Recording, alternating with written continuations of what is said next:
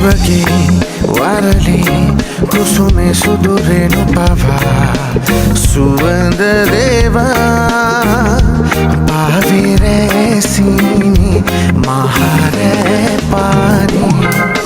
පියුන් නීලවිල උපන්ලියේ අහංකාර ඔබේ යොවුම්බියේ නැතු කැලුම් ඇදී මගේ හිත දුකින් පිරේ සිතන්දන උතු අතන්වලින් මට පවන් සලන් කුමරී වසන්ත කතාව කියන්න කොමල සිනා පොදී